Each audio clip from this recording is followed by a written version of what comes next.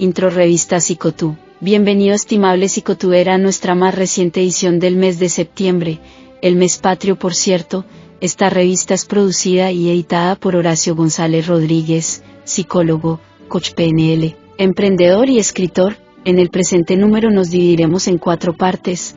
En nuestro primer artículo te traemos un texto titulado Consejos y recomendaciones para desarrollar y sostener la hermandad en el mundo. Esto con motivo del Día Internacional del Hermano, en el cual abordaremos los conceptos y definiciones acerca de la hermandad, así como las sugerencias pertinentes para mejorarla como tal. En nuestro segundo artículo te traemos nuestra ya muy acostumbrada y gustada sección Psicobiografías, en donde le damos continuidad a la escuela humanista como tal con la vida, obra y legado científico y profesional de Carl Rogers. En nuestro tercer artículo y con motivo del delicioso Día Internacional del Chocolate, te traemos un texto titulado Beneficios de un buen chocolate, en el cual repasaremos los beneficios que un buen chocolate puede traer cuando se consume adecuadamente, y en nuestro cuarto y artículo final te traemos un texto titulado Agresividad sí, agresión jamás, en cual reflexionaremos acerca de sus definiciones, así como diferencias al igual de cómo prevenir y evitar las agresiones tal cual, culminando con nuestro acostumbrado cierre de reflexión y comentarios finales. Una vez más gracias Hispanoamérica por todo el apoyo y comentarios recibidos, ya que crecemos y innovamos por y para ustedes, de acuerdo con nuestra misión y visión. Gracias y que Dios los bendiga.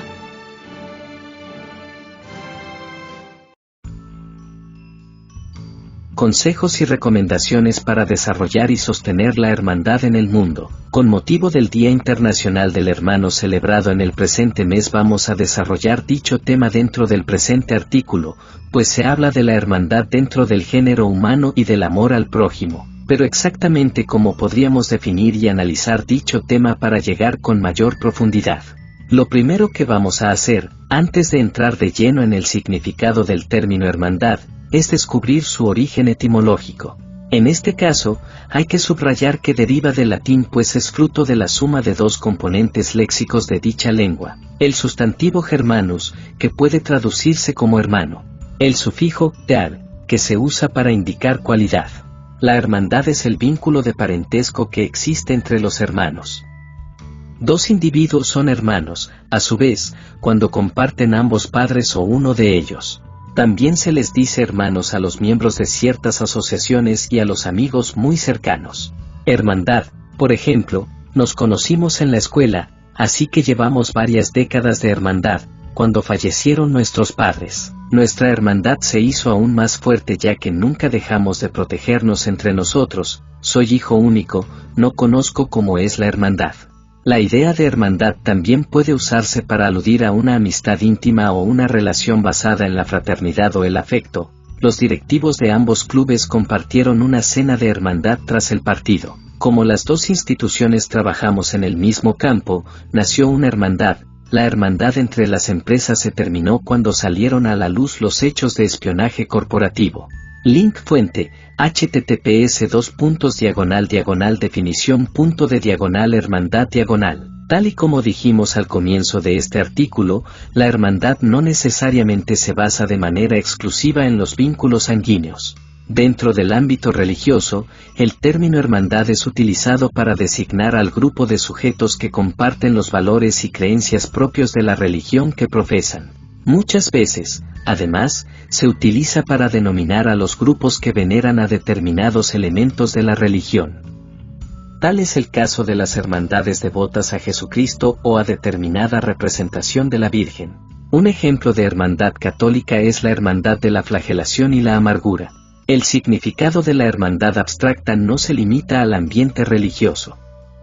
Esta acepción se aplica en otro tipo de agrupaciones que no necesariamente tengan una carga religiosa. Tal es el caso de las agrupaciones estudiantiles, por ejemplo, donde el término hermandad se aplica en las fraternidades.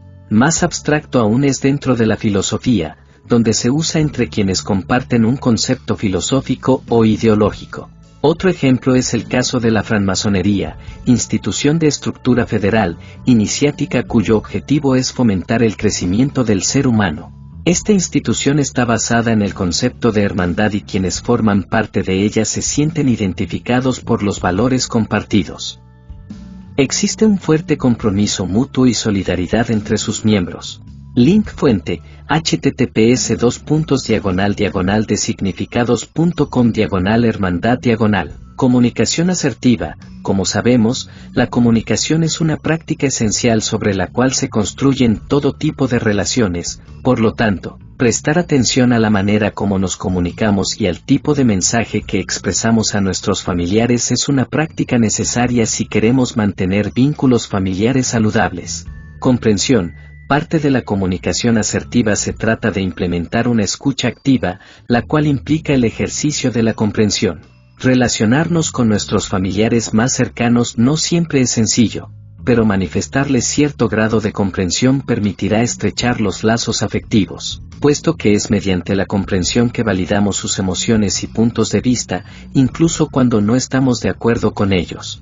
Respeto, como se dice popularmente, el respeto es la base de toda relación, por lo tanto, manifestarlo, así como exigirlo hará posible que nos relacionemos de manera más adecuada.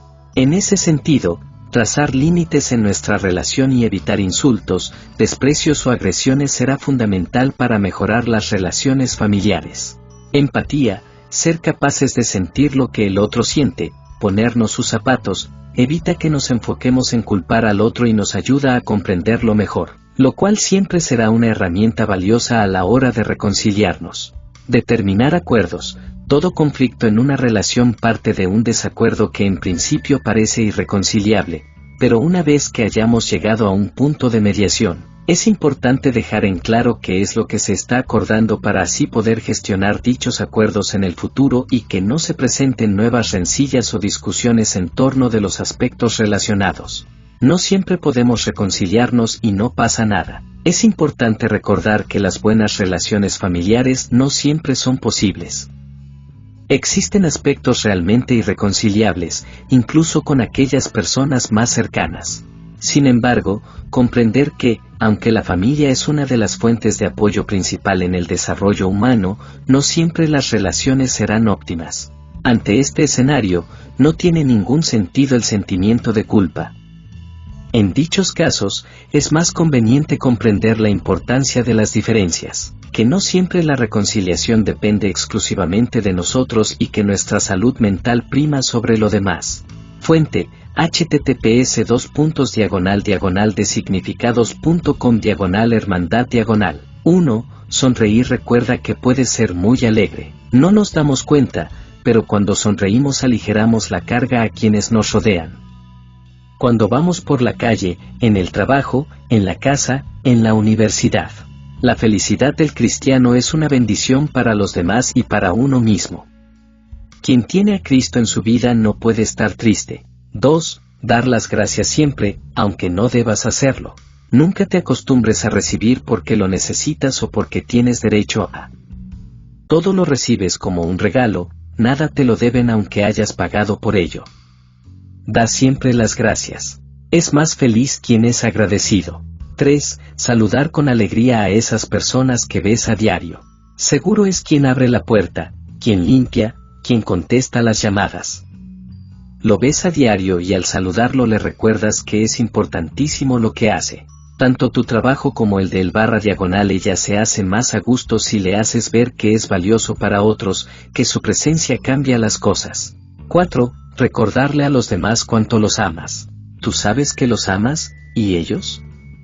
Las caricias, los abrazos y las palabras nunca sobran. Si Jesús no se hubiera hecho carne, nosotros jamás habríamos entendido que Dios es amor. 5. Escuchar la historia del otro, sin prejuicios, con amor. ¿Qué puede hacernos más humanos que saber escuchar? Cada historia que te cuentan te une más con el otro, sus hijos, su pareja, la jefa, el profesor, sus preocupaciones y alegrías. Tú sabes que no solo son palabras, son partes de su vida que necesitan ser compartidas. 6. Detenerte para ayudar.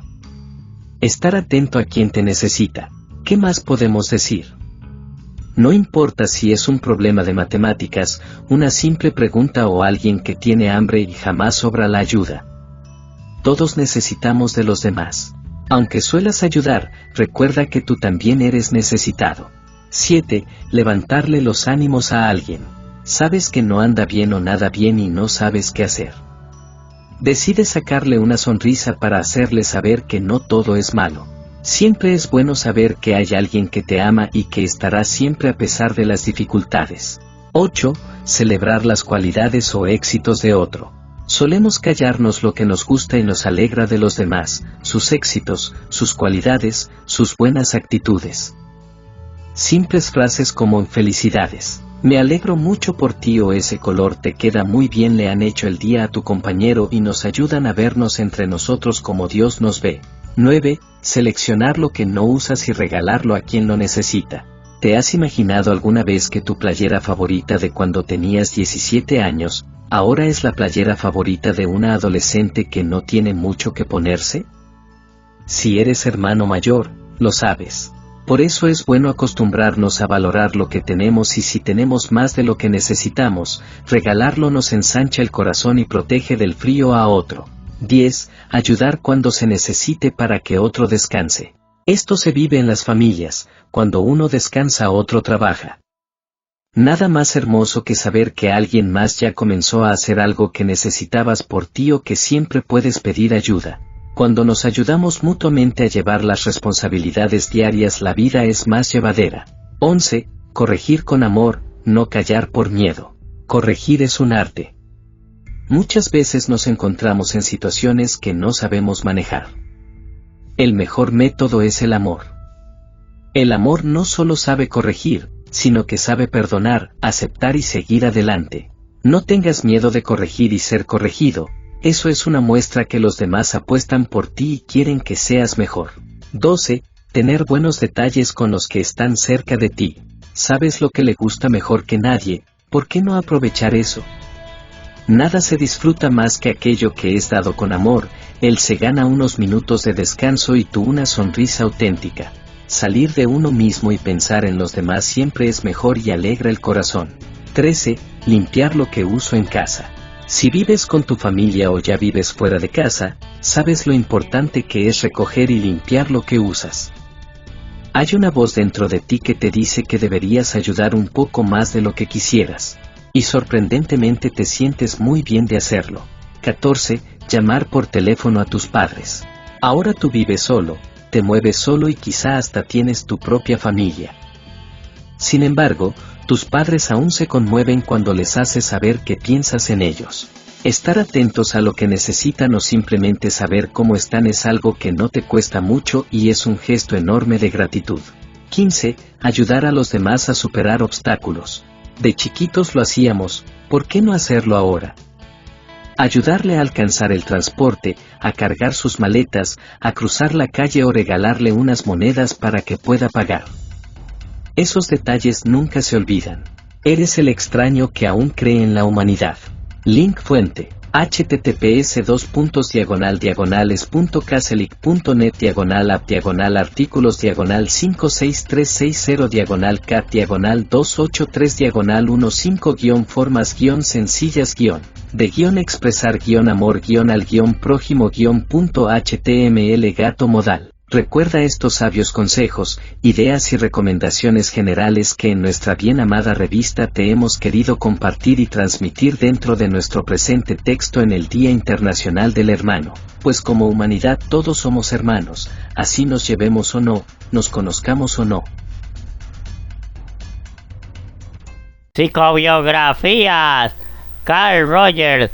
Carl Rogers nació el 8 de enero de 1902 en Oak Park, Illinois, un suburbio de Chicago.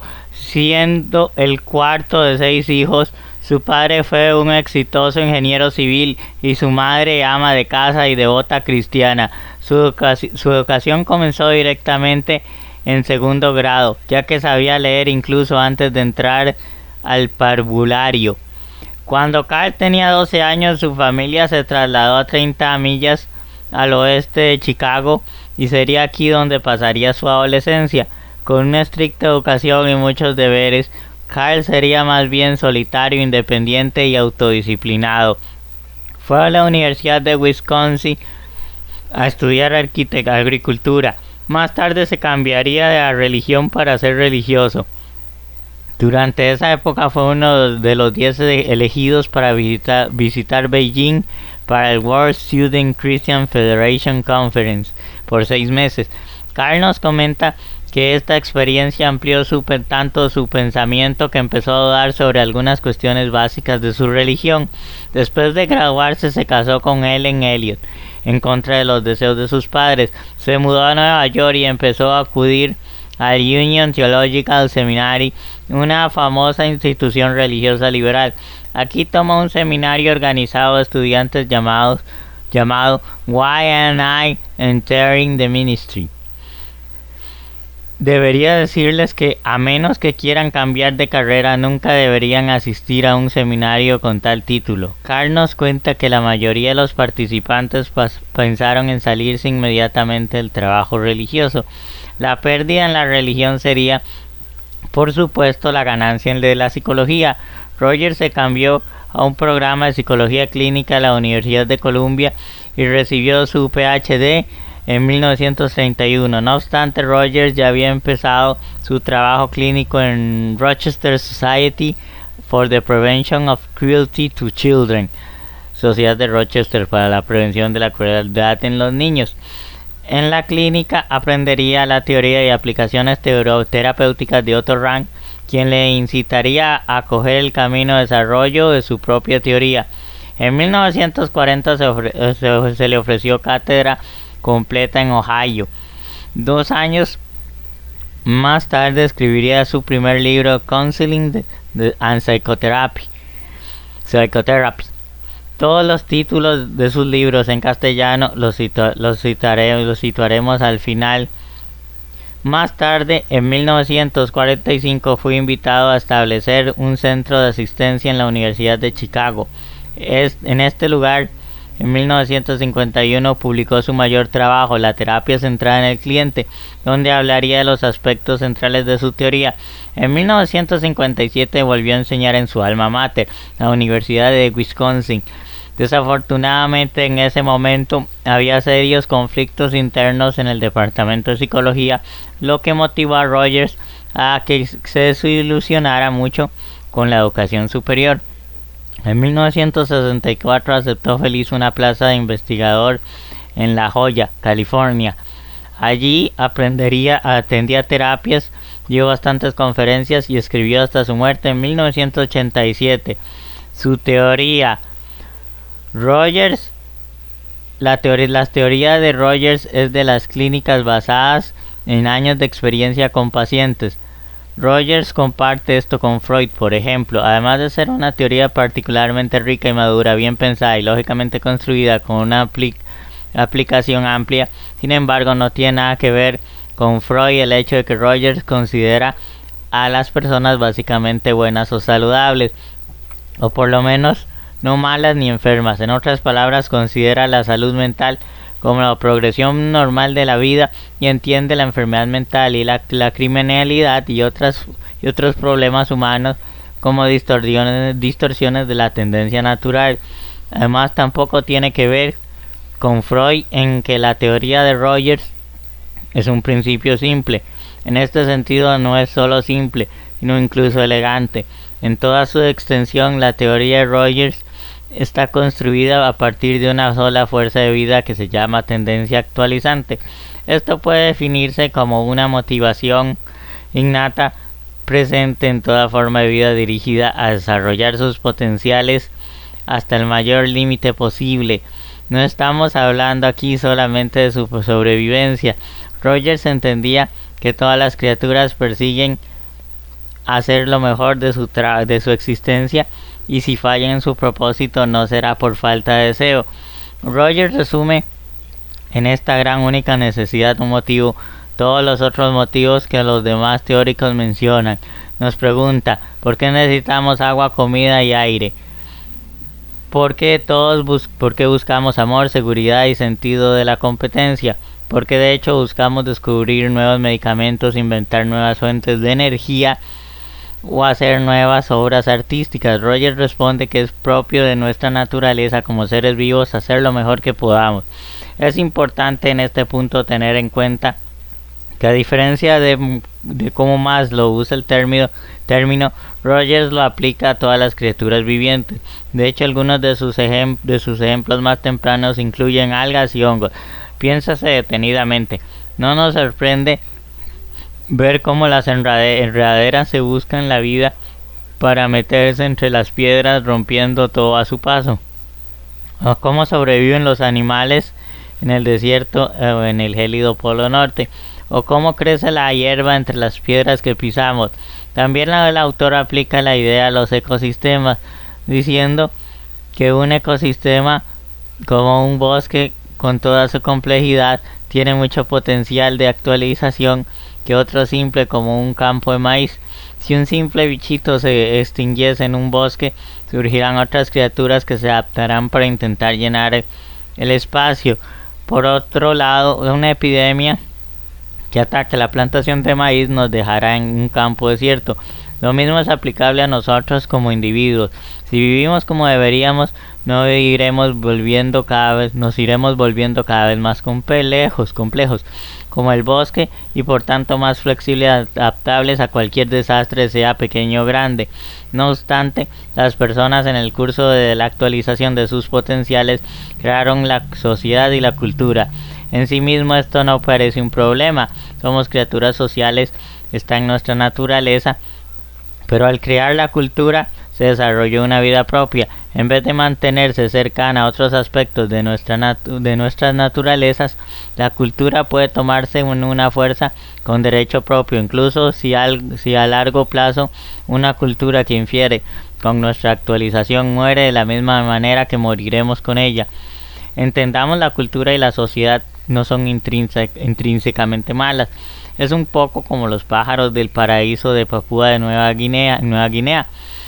El llamativo colorido plumaje de los machos aparentemente distrae a los depredadores de las hembras y pequeños.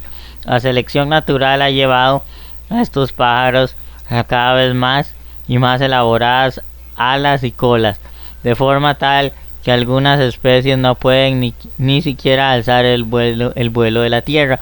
En este sentido, y hasta este punto, no parece ser muy colorido ser tan bueno para el macho. ¿No? De la misma forma, nuestras elaboradas sociedades, nuestras complejas culturas, las increíbles tecnologías, esas que nos han ayudado a prosperar y a sobrevivir, pueden al mismo tiempo servirnos para hacer daño e incluso probablemente destruirnos. Y entre los detalles, Rogers nos dice que los organismos saben lo que es bueno para ellos. La evolución nos ha provisto de los sentidos, los gustos, las discriminaciones. ¿Qué necesitamos cuando tenemos hambre? Encontramos comida, no cualquier comida, sino una que nos sepa bien. La comida que sabe mal tiende a ser dañina e insana. Esto es lo que los sabores malos y buenos son. Nuestras lecciones evolutivas lo dejan claro. A esto le llamamos valor organísmico. Rogers agrupa bajo el nombre de visión positiva a cuestiones como el amor, atención, afecto, atención, crianza y demás. Está claro que los bebés necesitan amor y atención. De hecho, muy bien podrían morirse sin esto. Ciertamente fallarían en prosperar en todo lo que podrían ser. Otra cuestión exclusivamente humana que valoramos es la recompensa positiva de uno mismo, lo que incluye la autoestima, el autovalía y una imagen de sí mismo positiva. Es a través de cuidados positivos de los demás a lo largo de nuestra vida que nos permite alcanzar este cuidado personal. Si esto nos sentimos minúsculos y desamparados y de nuevo no llegamos a ser todo lo que podríamos ser, de la misma forma que Maslow, Rogers cree que si le dejamos a su libre albedrío, los animales buscarán aquello que es lo mejor para ellos, conseguirán la mejor comida, por ejemplo, y consumirán en las mejores proporciones posibles.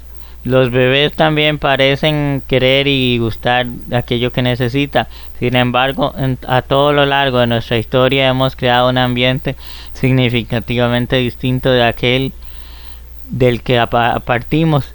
este nuevo ambiente encontramos cosas tan refinadas como el azúcar, harina, mantequilla, chocolate y demás de nuestros ancestros de África que nunca conocieron. Estas cosas poseen sabores que parecen gustar a nuestro valor organísmico, aunque no sirven para nuestra actualización. Dentro de millones de años probablemente logremos que el brócoli nos parezca más apetitoso que el pastel de queso, pero para entonces no lo veremos ni tú ni yo. Nuestra sociedad también nos reduce con sus condiciones de valía. A medida que crecemos, nuestros padres, maestros, familiares, la media y demás solo nos dan lo que necesitamos cuando demostramos que lo merecemos, más porque lo necesitemos. Podemos beber solo después de clase, podemos comer un caramelo solo cuando hayamos terminado nuestro plato de verduras, y lo más importante, nos querrán solo si nos portamos bien. El lograr un cuidado positivo sobre una condición es lo que Rogers llama recompensa positiva condicionada. Dado que nosotros necesitamos de hecho esta recompensa, estos condicionantes son muy poderosos y terminamos siendo sujetos muy determinados que por nuestros valores organísmicos o por nuestra tendencia actualizante, sino por una sociedad que no necesariamente toma en cuenta nuestros intereses reales. Un buen chico o una buena chica no necesariamente es un chico o una chica feliz. A medida que pasa el tiempo, este condicionamiento nos conduce a su vez a tener una autovalía positiva condicionada. Empezamos a querernos si cumplimos con los estándares que otros nos aplican, más si seguimos nuestra actualización de los potenciales individuales. Y dado que estos estándares no fueron creados tomando en consideración las necesidades individuales, resulta cada vez más frecuente que no podamos complacer esas exigencias y por lo tanto no podemos lograr un buen nivel de autoestima. Incongruencia: la parte de nuestra que encontramos en la tendencia actualizada seguida de nuestra valoración organísmica de las necesidades y recepciones de recompensas positivas para uno mismo es lo que Rogers llamaría el verdadero yo, self. Este es el verdadero tú, que si todo va bien vas a alcanzar. Por otro lado, dado que nuestra sociedad no está sincronizada con la tendencia actualizante y estamos forzados a vivir bajo condiciones de valía que no pertenecen a la valoración organísmica, y finalmente solo recibimos recompensas positivas condicionadas, entonces tenemos que desarrollar un ideal de sí mismo, ideal del yo. En este caso Rogers se refiere a ideal como algo no real, como algo que está siempre fuera de nuestro alcance, aquello que nunca alcanzaremos.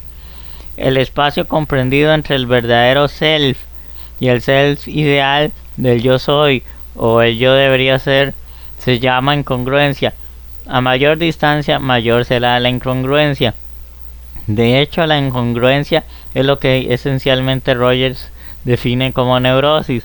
Estar desincronizado con tu propio self. Si todo esto le suena familiar, es porque precisamente es de lo que habla Karen Horney.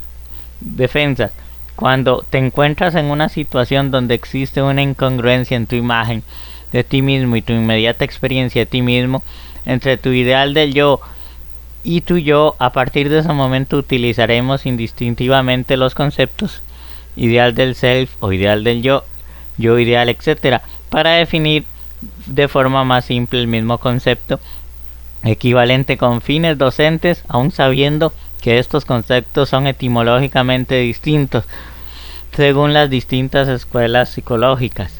Te encontrarás en una situación amenazante. Por ejemplo, si te han enseñado a que te sientas incómodo cuando no saques a todos tus exámenes, incluso no eres ese estudiante maravilloso que tus padres quieren que seas, entonces situaciones especiales como los exámenes traerán a la luz esa incongruencia. Los exámenes serán muy amenazantes.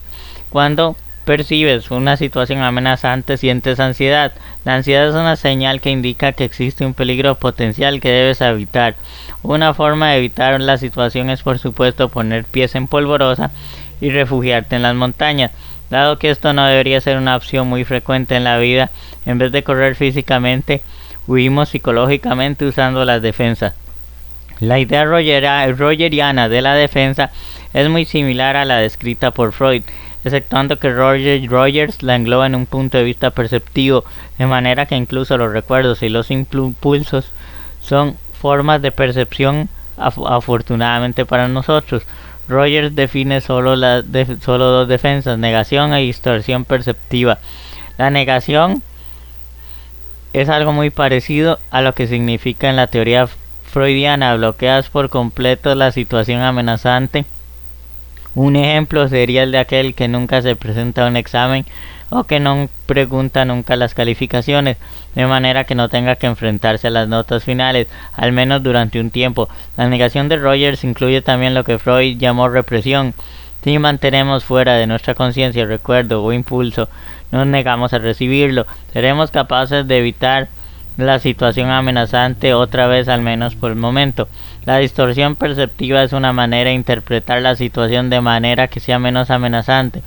Es muy parecida a la racionalización de Freud. Un estudiante que está amenazado por las calificaciones y los exámenes puede, por ejemplo, culpar al profesor de que enseña muy mal o es un borde, de lo que sea. Aquí también intervendría la proyección como defensa, según Freud, siempre y cuando el estudiante no se crea además capaz de superar exámenes por inseguridad personal.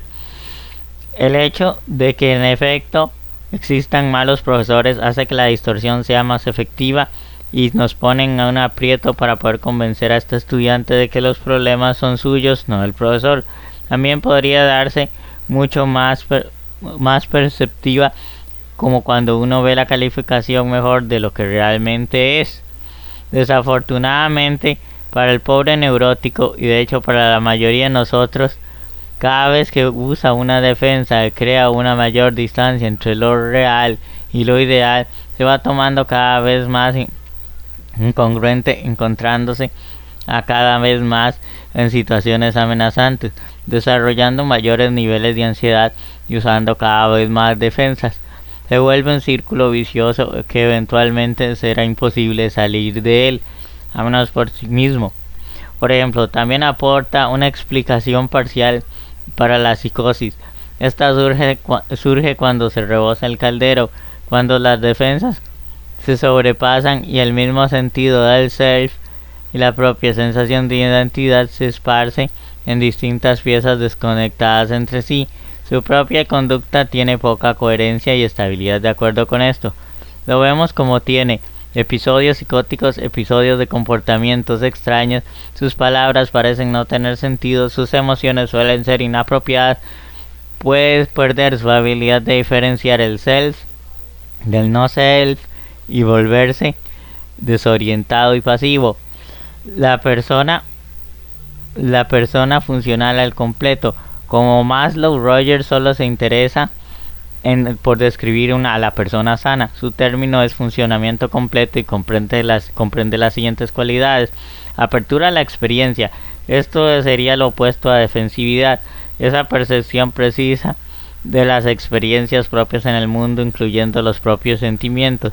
También comprende la capacidad de aceptar la realidad. Otra vez, incluyendo los propios sentimientos. Los sentimientos son una parte importante de la apertura, puesto que conllevan la valoración organísmica. Si no puedes abrirte a tus propios sentimientos, no podrás abrirte a la actualización. La parte difícil es, por supuesto, distinguir los sentimientos reales de aquellos derivados de la ansiedad subsecuente a cuestiones de valía personal. Vivencia existencial. Esto correspondería a vivir en el aquí y ahora. Rogers, siguiendo su tendencia a mantenerse en contacto con la realidad, insiste en que no vivimos ni en el pasado ni en el futuro. El primero se ha ido y el último ni siquiera existe. Sin embargo, esto no significa que no debemos aprender de nuestro pasado, ni que no debamos planificar o ni siquiera soñar despiertos en el futuro. Simplemente debemos reconocer estas cosas por lo que son: memoria y sueños, los cuales estamos experimentando ahora en el presente. Confianza organísmica. Debemos permitirnos el dejarnos guiar por los procesos de evaluación o valoración organísmica. Debemos confiar en nosotros, hacer aquello que creemos que está bien, aquello que surge de forma natural. Esto, como imagino que podrán observar, se ha convertido en uno de los puntos espinosos de la teoría rogeriana. La gente diría, si no hay problema, haz lo que te surja. O sea, si eres un sádico, haz daño a los demás. Si eres un masoquista, hazte daño. Si las drogas o el alcohol te hacen feliz, ve por ello. Si estás deprimido, suicídate. Desde luego que esto no nos suena a buenos consejos. De hecho, muchos de los excesos de los 60 y 70 fueron debidos a esa actitud. Pero a lo que Rogers se refiere es a la confianza en el propio yo, en sí mismo real, y una única manera que tiene para conocer lo que verdaderamente es tu self, es abriéndote a la experiencia y viviendo de forma existencialista. En otras palabras, la confianza organísmica asume que está en contacto con la tendencia actualizante. Libertad experiencial. Rogers pensaba que era irrelevante que las personas tuvieran o no libre albedrío. Nos comportamos como si lo tuviéramos. Esto no quiere decir, por supuesto, que somos libres para hacer lo que nos dé la gana. Estamos rodeados de un universo determinista, de manera que aunque bata tanto las alas como pueda, no volaré como Superman. Realmente lo que significa es que no nos sentimos libres cuando se nos brindan oportunidades. Se nos brindan oportunidades. Rogers dice que la persona funciona al 100%,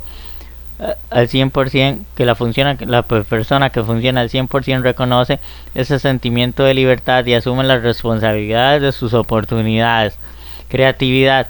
Si te sientes libre y responsable, actuarás de acorde con esto y participarás en el mundo.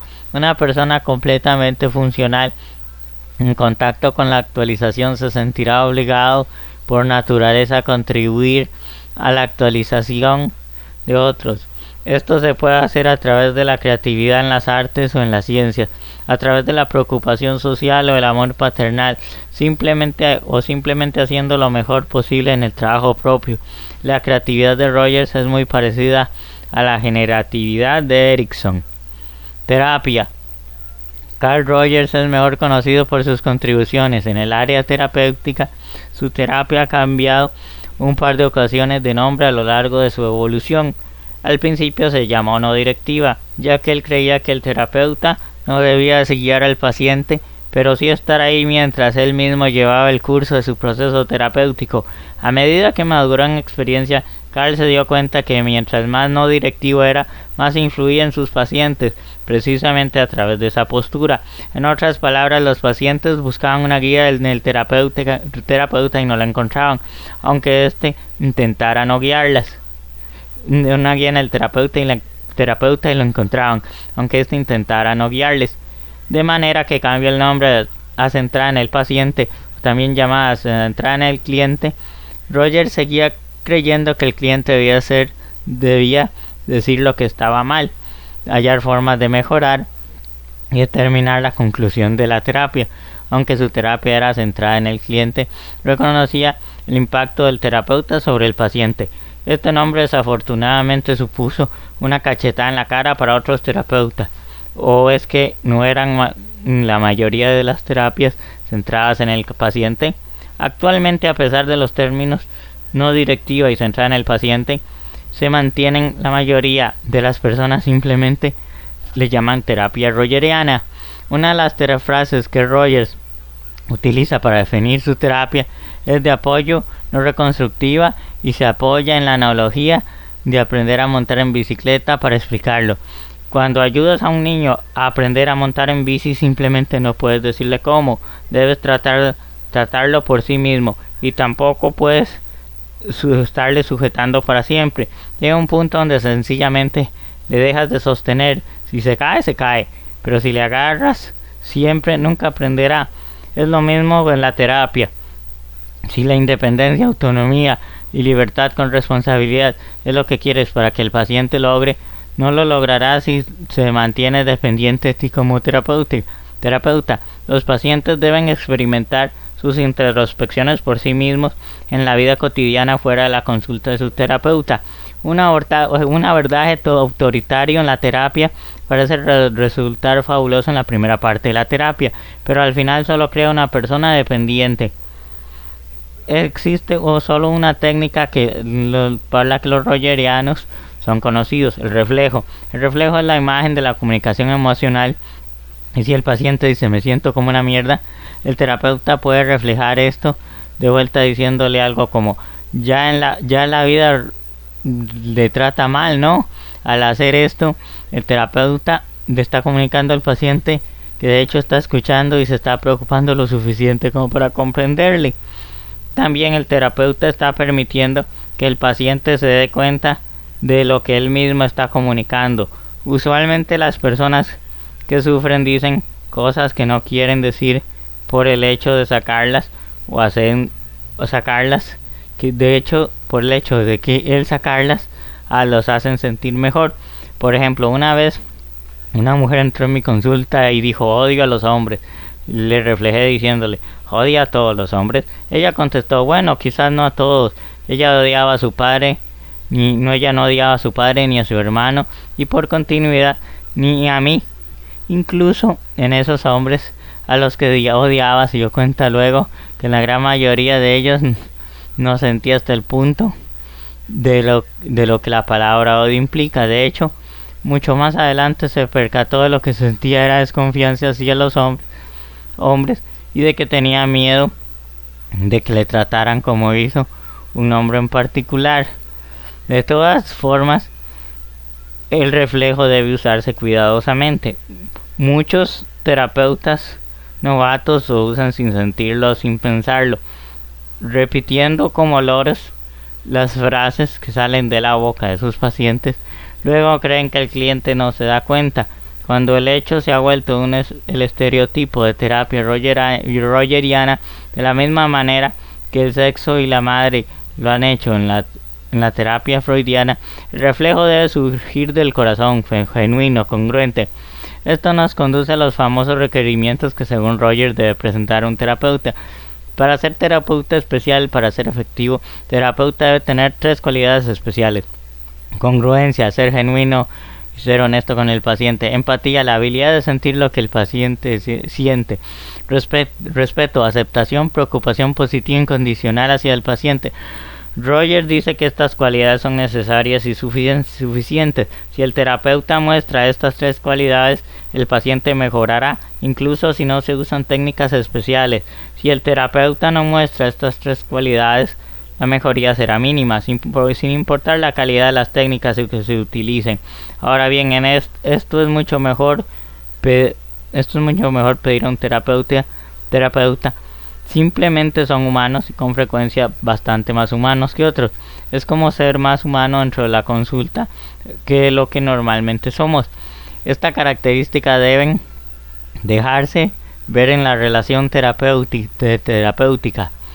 Estamos de acuerdo con Rogers, aunque estas cualidades son bastante demandantes. Algunas de las investigaciones sugieren que las técnicas no son tan importantes como la personalidad del terapeuta, y que al menos hasta cierto punto los terapeutas no se hacen. La teoría de la personalidad de Rogers. Las proposiciones que están al comienzo de la serie son más alejadas de la experiencia del terapeuta y por lo tanto las más sospechosas, mientras que las que aparecen al final se acercan cada vez más al centro de nuestra experiencia. Características del niño: percibe su experiencia como una realidad, posee una tendencia innata a actualizar las potencialidades de su organismo, interactúa con su realidad en función de esa tendencia fundamental a la actualización. En su interacción con la realidad, el individuo se comporta como una totalidad organizada gestal. Se inicia el proceso de valoración organísmica, en que el individuo valora la experiencia de tomar como criterio de referencia la tendencia actualizante. El desarrollo del yo. Como consecuencia de la tendencia a la diferenciación, una parte de la experiencia del individuo se diferencia y se simboliza con la conciencia.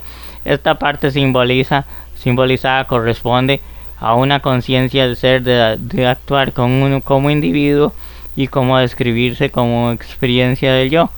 Como consecuencia de la interacción entre el organismo y el medio, la conciencia del ser y actuar como individuo aumenta y se organiza gradualmente para conformar el concepto del yo.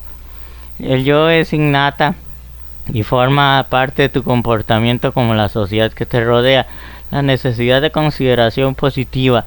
A medida que se exterioriza la conciencia del yo, el individuo desarrolla una necesidad de consideración positiva. La teoría no se interesa en saber si se trata de una necesidad innata o adquirida. De acuerdo con Stendhal, que formuló este concepto, es una necesidad adquirida. La satisfacción de esa necesidad se logra necesariamente por medio de inferencias obtenidas a partir del campo experiencial de otra persona. La satisfacción de esta necesidad se relaciona con una gama muy amplia de experiencias del individuo. El proceso de satisfacción de la necesidad de consideración positiva es recíproco, ya que cuando el individuo se da cuenta de que satisface esa necesidad en otro, satisface por eso mismo su propia necesidad de consideración positiva. Los efectos de esta satisfacción son intensos en el sentido de que la consideración positiva manifestada por cualquier persona se comunica en aquel que es objeto de ella. El conjunto de la consideración que experimenta hacia esta persona, en aquel que es objeto de ella, el conjunto de la consideración que éste experimenta hacia otra persona. Los aportes de Rogers en la educación. Rogers fue padre de la no directividad. Según él, el clima psicológico de la libertad favorecía el desarrollo del pleno individuo, valoraba la empatía y la autenticidad.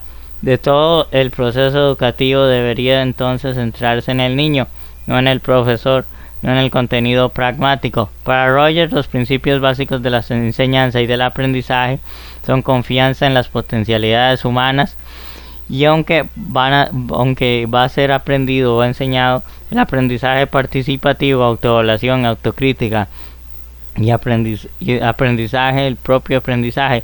El aprendizaje sería tan profundo como importante para la totalidad de la persona que se educa. No podemos enseñar a otra persona directamente. De ahí la importancia del educador o facilitador del aprendizaje, que debería crear el clima inicial, comunicar confianza, aclarar, motivar con congruencia y autenticidad. Él llama a esto comprensión empática. Para Rogers, el objetivo de la educación es ayudar a los alumnos a convertirse en individuos capaces de tener iniciativa propia para la acción, responsable por sus acciones, que trabajaran no para obtener la aprobación de los demás, sino para alcanzar sus propios objetivos. Algunos principios del aprendizaje. Los seres humanos tienen natural potencialidad para aprender. El aprendizaje significativo se verifica cuando el estudiante percibe que la materia por estudiar se relaciona con sus propios objetos. Es por medio de actos como se adquiere un aprendizaje más significativo. El aprendizaje es facilitado cuando el alumno participa de su proceso responsablemente. El aprendizaje autoiniciado, que comprende toda la persona del aprendiz, sus sentimientos al igual que su inteligencia, es el más durable e impregnable. El aprendizaje social más útil en el mundo moderno es del propio proceso de aprendizaje, una continua apertura a la experiencia, a la incorporación dentro de sí mismo del proceso de cambio. El aprendizaje socialmente más útil en el mundo moderno, ya es el proceso de cambio, sí. El aprendizaje socialmente, el aprendizaje autoiniciado, que comprende toda la persona del aprendiz, sus conocimientos, al igual que su inteligencia, es más durable e impregnable. Una persona no puede enseñar directamente a otra, solo puede facilitar su aprendizaje. Una persona se resiste por medio de la negación o la distorsión a una experiencia que, al asimilarla, provocaría un cambio en su propia organización. La estructura y la organización propias de una persona se vuelven rígidas bajo amenaza y se relajan si la persona no se siente amenazada. Entonces, Referencias, la mayor exposición, esto no. Ok, vamos con los libros. Los libros de Rogers. El tratamiento clínico del niño problema, 1939. Orientación psicológica y psicoterapia, 1942-1978. Psicoterapia centrada en el cliente, 1951. El proceso de convertirse en persona, 1961. Una afirmación apasionada, 1969. Libertad de aprender, 1969. Grupos de encuentro, 1970. Psicoterapia y relaciones humanas, 1971. Psicoterapia centrada en el cliente, 1972. Matrimonio y sus alternativas, 1972. El poder de la persona, 1977. Orientación psicológica y psicoterapia, 1978. Persona a persona, 1980. El camino del ser, 1980. La persona como centro, 1981. Okay. Relación de Rogers con la Agencia de Central de Inteligencia Americana, la CIA. Carl Rogers formó parte de la Junta del Fondo de Ecología Humana de finales de los 50 hasta los 60. Era una organización financiada por la CIA que proporcionaba subvenciones a los investigadores que estudiaban a la personalidad. Además, él y otras personas del campo de la personalidad y el psicoterapia recibieron mucha información sobre Nikita Khrushchev. Nos pidieron que averiguáramos qué pensábamos de él y cuál sería la mejor manera de tratarlo, y eso pareciera ser un aspecto totalmente legítimo y de principios. No creo que hayamos contribuido mucho, pero de todos modos lo intentamos. Tipos de aprendizaje. Carl Rogers definió dos características del aprendizaje. Aprendizaje cognitivo sin sentido, que involucra conocimiento académico como tablas de multiplicar. Aprendizaje experimental significativo, que es conocimiento aplicado, por ejemplo, como reparar un automóvil. La distinción clave es que el aprendizaje experimental aborda las necesidades y deseos del alumno y por lo tanto tiene las cualidades de participación personal, iniciación, autoevaluación y efectos duraderos. La educación experimental o aprender haciendo es el proceso de involucrar activamente a los estudiantes en una experiencia auténtica que tiene beneficios y consecuencias. Los estudiantes hacen descubrimientos y experimentan con el conocimiento ellos mismos. En lugar de escuchar leer sobre experiencias de los demás, los estudiantes también reflexionan sobre sus experiencias, desarrollando así nuevas habilidades, actitudes y formas de pensar. La educación experimental capacita a los estudiantes a asumir la responsabilidad de su propio aprendizaje, ya sea que los maestros empleen educación experiencial en el servicio de aprendizaje o educación ambiental o asignaturas escolares más tradicionales. Implica involucrar a la voz del estudiante en los roles activos con el propósito de aprender. Link fuente http://webspaceship.edu cbrcg goboer rogersetp.html y https://www.psicoactiva.com. Biografías Carl Ransom Rogers y Wikipedia, por supuesto. Así que hemos terminado. Y continúen con más revistas Psicotube, de escribir, suscribir, compartir, comentar y demás. Sigan con la edición completa. Chao, hasta pronto, nos vemos.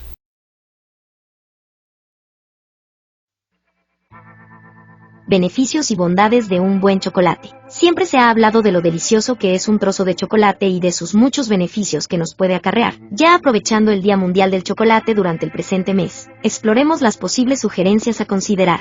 Entre las características del chocolate están: acción antioxidante. Según Arnaud, el chocolate negro es un alimento que contiene antioxidantes, como polifenoles, flavonoides, en especial proantocianidina y catequinas, entre otros. De esta forma, los antioxidantes ayudan a reducir el daño oxidativo de las células, ya que ayudan al organismo a inhibir los radicales libres, causantes del daño oxidativo de las células. Gracias a esto, el chocolate se ha recomendado como coadyuvante para reducir el riesgo de enfermedades cardiovasculares, disminuir los niveles de colesterol y mejorar los síntomas de hipertensión, sostiene Arnaud. En este punto, Zugasti subraya que algunos compuestos fenólicos presentes en el cacao, como los flavonoles, además de ejercer efectos antioxidantes, antitrombóticos y de mejora de la función endotelial, disminuyen la presión arterial mediante la vasodilatación por la producción de óxido nítrico. Mantiene sano el corazón. Como se ha mencionado, Existen diversos estudios que sugieren que el chocolate previene la enfermedad coronaria. El chocolate podría ayudar a prevenir ciertos problemas cardiovasculares, ya que en su manteca natural contiene ácido oleico, grasa monoinsaturada como la del aceite de oliva y fuente de omega 3, que representa una tercera parte de las grasas del chocolate, algo sumamente importante a la hora de valorar la alta calidad de esta. Describe Arnaud, es bueno para el cerebro. Algunas investigaciones sugieren que el consumo de chocolate negro contribuye a estimular el flujo de la sangre al cerebro y hacia el corazón, lo que podría ayudar a mejorar sus funciones cognitivas. Destaca esta farmacéutica experta en nutrición y aclara, este beneficio se atribuye a su contenido de teobromina, un estimulante natural, no tan fuerte como la cafeína, pero con interesantes efectos terapéuticos. Estimulante natural. En el caso del chocolate negro, este alimento tiene en su composición alrededor de 25 a 35 miligramos de cafeína, un estimulante que, según Arnaud, podría aumentar el estado de alerta y mejorar la atención y el rendimiento psicomotor. También contiene feniletilamina, encargada de liberar endorfinas en el cerebro, generando sensación de bienestar, asegura. Ayuda a la salud de la piel. El alto contenido en antioxidantes tiene otro efecto ya que, además de reducir el estrés oxidativo, ayuda a promover una piel más sana e hidratada. Incluso, al parecer, tiene un efecto beneficioso en la prevención de los efectos nocivos del sol, advierte Arnaud. En términos generales, los antioxidantes previenen la fotoenvejecimiento de la piel y la regeneración de la misma cuando está expuesta a agentes externos como la radiación solar. Un alimento con nutrientes esenciales. De nuevo, en el caso del chocolate negro, se trata de un producto que tiene minerales esenciales que ayudan a promover una buena salud en todo el organismo. Este tipo de chocolate es un alimento con una interesante composición nutricional que incluye lo siguiente: materia grasa, 30%, proteínas, 6%, carbohidratos, 61%, minerales como fósforo, magnesio, potasio, cobre, calcio y hierro, 3%, así como vitaminas A, B1, B2, B3, C, E, ácido pantoténico, tiamina y riboflavina, enumera Arnaud. Ayuda contra la fatiga. Por último, esta farmacéutica explica que el consumo de chocolate negro ayuda a mejorar la acción de neurotransmisores como la serotonina, encargada de regular el estado de ánimo y el sueño. En cuanto a otros beneficios de comer chocolate, Sugasti añade que el cacao contiene componentes como la teobromina, el triptófano y el potasio que tienen potenciales efectos saludables. Link fuente: https://cuidateplus.marca.com/alimentación/ nutrición 2020-29-7-beneficios- chocolate-sabias-1761770.html. Disminuir los niveles de colesterol. El consumo de chocolate podría ayudar a reducir los niveles de colesterol de lipoproteínas de baja densidad, LDL, también conocido como colesterol malo. Prevenir el deterioro cognitivo. Varios estudios científicos han sugerido que beber 2 tazas de chocolate caliente al día podría ayudar a mantener el cerebro sano y reducir el deterioro de la memoria en las personas mayores. Además, un estudio realizado en 2014 indicó que un extracto de cacao, llamado lavado, podría reducir o prevenir el daño a las vías nerviosas que se encuentra en pacientes con enfermedad de Alzheimer. Este extracto podría ayudar a retrasar síntomas como el deterioro cognitivo. Reducir el riesgo de problemas cardiovasculares. Muchas investigaciones sugieren que consumir chocolate podría ayudar a reducir en 1/3 el riesgo de desarrollar enfermedades cardíacas. Según sus observaciones, los autores concluyeron que los niveles más altos de consumo de chocolate podrían estar relacionados con un menor riesgo de trastornos cardiometabólicos. Ayuda a perder peso. El chocolate negro reduce el hambre y hace que sientas mayor sensación de saciedad. Además, diversos estudios demostraron que tomar dulces, incluyendo el chocolate en este grupo, durante la primera comida del día ayudaba a adelgazar. Eso sí, es fundamental que el desayuno también incorpore proteínas e hidratos de carbono. La clave es que la mañana es el momento del día en que el metabolismo está más activo, por lo que nuestro cuerpo es capaz de quemar esas calorías extras sin mayor problema. Reduce el estrés. Tomar chocolate también ayuda a reducir tu nivel de estrés ya que su consumo reduce el nivel de cortisol, una hormona que se libera como respuesta al estrés. Por lo tanto, al tomar este ingrediente, nos sentiremos más relajados. Mejora nuestro estado anímico. Comer chocolate ayuda a combatir síntomas de la depresión. Esto se produce gracias a la teobromina y fenilamina, sustancias antidepresivas que ayudan a la motivación y al aprendizaje. Protege la piel. Los mismos flavonoides que ayudan a reducir la presión arterial, también hidratan y mejoran la piel. Esto produce una mayor resistencia de la piel ante los dañinos rayos ultravioleta y debilita las posibilidades de enrojecimiento cutáneo. Aliado de los deportistas. La cantidad de magnesio que tiene el chocolate ayuda a los deportistas a nivelar los niveles de este componente, que requieren para su actividad física. El resultado se refleja en un fortalecimiento muscular y un aporte energético que permite la actividad más continuada y constante, reduciendo así la fatiga. Link fuente: https://anostrapasta.com/beneficios-del- chocolate-. Y recuerde que lo único que puede hacer mal al que come chocolate es el exceso por obesidad y por diabetes. Por lo demás, le invitamos a consumir aunque sea uno al día para alegrar la vida de acuerdo como nuestra bien amada revista lo sugiere.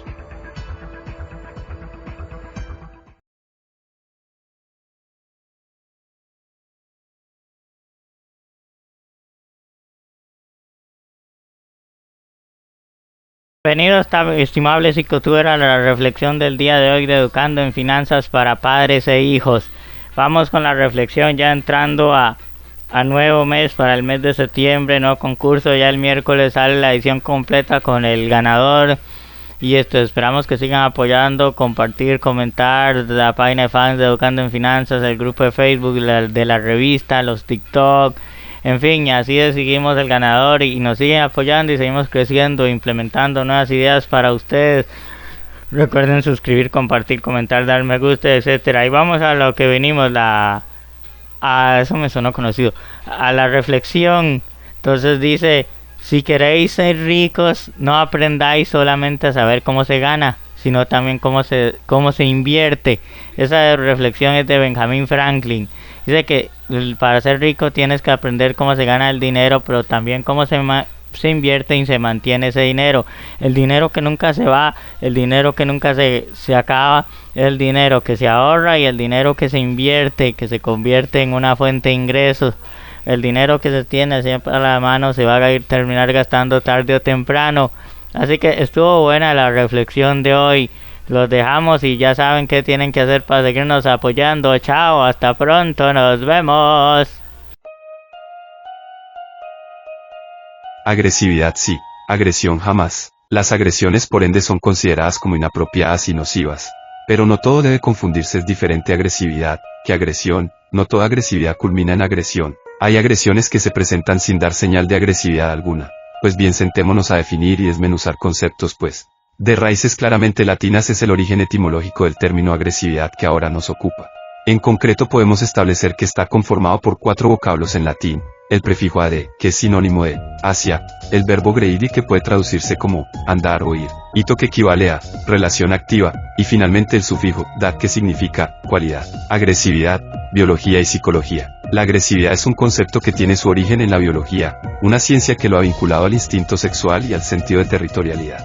De todas formas, la psicología también se ha encargado del asunto. Podría decirse que la agresividad es un conjunto de patrones de actividad que pueden manifestarse con intensidad variable, desde las expresiones verbales y gestuales hasta la agresión física. El lenguaje cotidiano asocia la agresividad con la falta de respeto, la ofensa o la provocación. Clasificación según el tipo. En concreto, a nivel general podemos establecer que existen 4 tipos claramente delimitados de agresividad. La primera de ellas es la llamada verbal, que es la que tiene como principal seña de identidad el hecho de que se basa en que un individuo en cuestión realiza insultos a otra persona. En segundo lugar, nos encontramos con la facial, que es la que manifiesta a través de gestos que se realiza con la cara. La tercera es la agresividad física, que se traduce en lo que son patadas, arañazos y todo tipo de golpes tanto a personas como a elementos que se encuentren en su alrededor. Y finalmente está la cuarta, la llamada agresividad indirecta, que es la que se produce sobre objetos de la persona que se encuentra afectada. Otras clases de agresividad. Existen otras 2 grandes clases de agresividad, la activa y la pasiva. La agresividad activa se ejecuta a través de una conducta violenta y directa. La agresividad pasiva, en cambio, se ejercita mediante una forma de sabotaje. Los especialistas también hablan de la agresividad secuencial, que aparece cuando una persona primero se comporta en forma tranquila y parece renunciar a sus derechos, pero después muestra un comportamiento agresivo cuando advierte que no consigue resultados. Factores internos y externos. Es importante destacar que la agresividad puede originarse por factores internos o externos a la persona. Por ejemplo, la adicción a las drogas es una causa de agresividad. Los cambios emocionales, incluyendo la neurosis y la depresión, también aparecen como generadores de comportamientos agresivos. En los últimos años ha experimentado un importante crecimiento de la agresividad en la población juvenil. Tanto es así que un relevante sector de los jóvenes maltrata a sus padres y muestra violencia en las aulas tanto con sus profesores como con compañeros. La falta de comunicación, los cambios hacia la madurez, el contacto con drogas o las malas compañías son algunas de las causas que originan la misma. Link fuente, http://definición.de/agresividad/. Y cuanto a agresión, ¿en qué se puede diferenciar? El vocablo latino agreso llegó al castellano como agresión. La noción hace referencia a un ataque que se desarrolla contra alguien o algo, el cual puede ser físico o simbólico. La agresión como conducta o tendencia, se suele entender que la agresión es una conducta que surge por los hábitos o la manera de ser de aquel que es agresivo. Por lo tanto, no es una respuesta o una reacción ante un ataque previo. Se trata de la materialización de una tendencia hostil que pretende dañar al otro. Si un fanático de un equipo de fútbol, disgustado por un fallo del juez, le arroja una botella de vidrio, dicho acto irracional será considerado como una agresión. En este caso, la agresión en cuestión también puede tipificarse como un delito y ser castigada de acuerdo a lo establecido por la ley. La palabra derecho aparece como uno de los ejes del significado de agresión, ya que los derechos del individuo receptor de la agresión se ven vulnerados indefectiblemente. Como se explica más arriba, la agresión no surge como una respuesta a otro acto, sino que parece proceder de diferentes rincones de la persona, donde anidan sentimientos tales como la frustración y la ira. Algunos especialistas en la materia afirman que el objetivo principal de la agresión es causar un daño real y perceptible en otra persona, y que para llegar a cometer un acto de este tipo es necesario que el estado emocional se encuentre alterado. En otras palabras, la agresión persigue algún signo que demuestre su efectividad para ser considerada exitosa. Distintos tipos de agresión. En el ámbito militar, la agresión verbal es muy usada para coaccionar o intimidar a los soldados en el contexto de sus entrenamientos físicos, con la finalidad de doblegarlos para poder controlarlos con mayor eficacia. Por otro lado, se habla de agresión colérica, para hacer referencia a una reacción caracterizada por un estado de cólera, que se origina en una provocación previa y busca anular al otro por medio del daño. Para el derecho internacional, por otro lado, cuando un país utiliza sus armas contra otro sin que exista previamente una declaración al respecto, realiza una agresión. Eso ocurre si una nación, para forzar un cambio de régimen en un país vecino, lanzan bombas contra diversos blancos de aquel territorio. Link fuente, http://definición.de/agresión/. No siempre la agresividad es dañina y perniciosa, si se encuentra bien enfocada, con ella se pueden lograr metas, alcanzar objetivos, realizar cambios, salir de la zona de confort. La agresividad puede tener su enfoque positivo si la rediriges, te puede salvar la vida y hasta de los cercanos. Así que recordemos que cuando una persona siente agresividad, jamás debe reprimirla pues se dañará a sí mismo y hasta a otros, debe desahogarla adecuadamente. Así buscamos algunas geniales recomendaciones. Utiliza técnicas de relajación para reducir la ansiedad y activación de tu cuerpo. Céntrate en la respiración e inspira profundamente para generar un estado incompatible con la rabia e hiperactivación. Practica algún deporte. Esto, aunque no esté relacionado directamente con la resolución del conflicto, puede ser una buena forma para descargar energía y soltar tensiones de manera saludable. Intenta tomar distancia de tus pensamientos y emociones. Respira. Date tiempo para que se enfríen tus emociones, eso te permitirá pensar antes de actuar. Toma conciencia de tu lenguaje. ¿Cómo te hablas a ti mismo? Las palabras tienen un gran poder. Háblate con cariño. Además, a veces las frases que utilizamos para definirnos son muy duras y poco flexibles. Hablamos de cómo somos en vez de cómo nos hemos comportado. Puedes cambiar cómo hablas. En vez de, soy muy violento, utiliza, en ocasiones he sentido mucha rabia y me he comportado de forma violenta, por ejemplo. Después de haber vivido un episodio de ira, tendemos a ignorar lo ocurrido y hacemos como si no hubiera pasado nada. Es bueno pararse a repasar ese momento cuando estemos más calmados para detectar en qué fallamos y cómo nos hubiese gustado actuar. Visualiza ese comportamiento más adaptado que te gustaría tener en esa situación específica. Esto te ayudará en la siguiente ocasión. Link fuente, http://3/psicologiamarit.es/técnicas-controlar-manejar-ira-la agresividad-frustración. 1. Piensa antes de hablar. Cuando estás enojado, es más fácil decir algo que luego lamentarás. Tómate unos momentos para ordenar tus pensamientos antes de decir algo. Esto también permite que las otras personas involucradas en la situación hagan lo mismo. 2. Una vez que te hayas calmado, expresa tu malestar. Tan pronto puedas pensar con claridad, expresa tu frustración de una manera asertiva, pero sin generar confrontación. Habla de tus preocupaciones y necesidades de forma clara y directa, sin lastimar a otros ni tratar de controlarlos. 3. Haz algo de ejercicio. La actividad física puede ayudar a reducir el estrés que puede causarte ira. Si sientes que la ira está aumentando, sal a dar una caminata vigorosa o a correr. O haz alguna actividad física que disfrutes durante algún tiempo. 4. Tómate un recreo. Los recreos no son solo para los niños. Haz pequeñas pausas a lo largo del día en momentos que suelen ser estresantes. Tomarte un momento de tranquilidad puede ayudar a que te sientas mejor preparada para enfrentarte a lo que venga sin que te sientas irritada o enojada. 5. Identifica posibles soluciones. En lugar de concentrarte en lo que te enojó, esfuérzate por resolver el problema en cuestión. ¿Te enfurece que la habitación de tu hijo esté desordenada? Cierra la puerta. Tu pareja llega tarde a cenar todas las noches. Programa las comidas para más tarde en la noche. O acuerda comer por tu cuenta algunas veces a la semana. Además, sé consciente de que algunas cosas están simplemente fuera de tu control. Intenta ser realista en cuanto a lo que puedes y no puedes cambiar. Recuerda que la ira no soluciona nada y solo podría empeorar todo. 6. Recurre a las declaraciones en primera persona. Criticar o echar culpas podría solamente aumentar la tensión. En cambio, usa frases en primera persona para describir el problema. Sé respetuoso y específico. Por ejemplo, di, me molesta que te hayas ido de la mesa sin ofrecerte ayudar con los platos en lugar de nunca hacer las tareas del hogar. 7. No guardes rencor. El perdón es una herramienta poderosa. Si permites que la ira y otros sentimientos negativos sustituyan a los positivos, quizás notes que tu propia amargura o sentido de injusticia te abruman. Perdonar a alguien que te hizo enojar puede ayudarte a aprender de la situación y a fortalecer la relación. 8. Recurre al humor para liberar la tensión. Aligerar la situación puede ayudar a aliviar la tensión. Recurre al humor para ayudarte a enfrentar aquello que te hace enojar y, de ser posible, las expectativas poco realistas que puedas tener sobre cómo deberían salir las cosas. Evita el sarcasmo, ya que puede herir sentimientos y complicar las cosas. 9. Practica tus habilidades de relajación. Cuando te sientas enojado, pon en práctica tus habilidades de relajación. Haz ejercicios de respiraciones profundas, imagina una escena relajante o repite una palabra o frase que te tranquilice como, por ejemplo, tómatelo con calma. También puedes escuchar música, escribir en un diario o hacer algunas posturas de yoga, lo que sea que te motive a relajarte. 10. Entérate de cuando buscar ayuda. Aprender a controlar la ira puede ser difícil a veces. Si tu ira parece estar fuera de control, te fuerza a hacer cosas que lamentas o lastima a quienes están a tu alrededor, busca ayuda. Link fuente, http://3ubs.mayoclinic.org/healthy-lifestyle-dul-alt-bar-200454334. Antes de terminar, recordemos que el acto de agresión y sin mayor sentido es plenamente condenado, pues puede ser en defensa propia, lo cual estaría por contextualizar si se hizo bien o mal. Pues también existe la opción de poner la otra mejilla. Busca ayuda personal o recomienda a alguien que por defecto sea una persona bruta de carácter, cuyos impulsos están a la orden del día y en cuyo narcisismo cede a cualquier deseo interno sin importar la fuerza y sentido del mismo. Si más en estos días en que se celebra la libertad, pues líbrate de las cadenas de destrucción y violencia que atan a cada uno de nosotros.